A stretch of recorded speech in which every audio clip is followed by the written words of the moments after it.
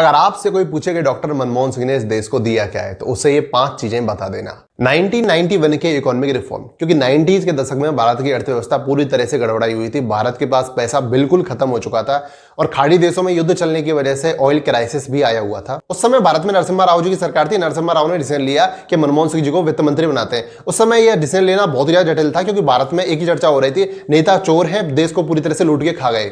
नरसिम्हा राव जी ने साफ साफ मनमोहन सिंह जी को बोल दिया था, तुम्हें वित्त मंत्री बना रहे हैं, लेकिन एक बात याद रखना, अगर फायदा हुआ तो क्रेडिट गवर्नमेंट का होगा, लेकिन अगर नुकसान हुआ तो सारा का सारा ब्लेम तुम्हारे सर डाला जाएगा। मनमोहन सिंह जी की सरकार में आते ही आरटीआई एक्ट 2005 में लाया गया। अब इससे भ्रष्टाचार में बहुत ज्यादा कमी आई थी, क्योंकि जनता सीधे सवाल कर सकती थी गवर्नमेंट से, कोई भी इंफॉर्मेशन चाहिए उसे मांग सकती थी। सिस्टम में ट्रांसपेरेंसी बहुत हद तक बढ़ गई थी। 2006 में मनरेगा लाया गया था, यह बहुत बड़ी बात थी। सरकार खुद गारंटी ले रही थी कि गांव में हम रोजगार देंगे, और रोजगार नहीं दे पा रहे थे तो भी आपके अकाउंट में पैसा दिया जाएगा। ये काफी ज्यादा जटिल था, लेकिन इससे बहुत ज्यादा रोजगार को बढ़ावा मिला था और लोगों का गवर्नमेंट में बहुत ज्यादा ट्रस्ट बढ़ा था।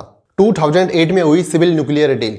इंडिया में एनर्जी की रिक्वायरमेंट बहुत ज्यादा बढ़ गई थी। न्यूक्लियर प्लांट बहुत ही इजी मेथड था इसके लिए। सरकार को इसे लागू करने में बहुत ज्यादा परेशान हुई थी। मनमोहन सिंह जी की सरकार जाते जाते बची थी, लेकिन फिर भी नेशनल और इंटरनेशनल लेवल पर यह काफी बड़ी डिप्लोमेटिक जीत थी इंडिया के लिए। 2013 में लाया गया फूड सिक्योरिटी बिल। यह बहुत ही ज्यादा जरूरत था, क्योंकि जहां एक तरफ देश के लोग भूखे पेट सो रहे थे, वहां सरकार आपको खाद्यान्न उपलब्ध कराएगी।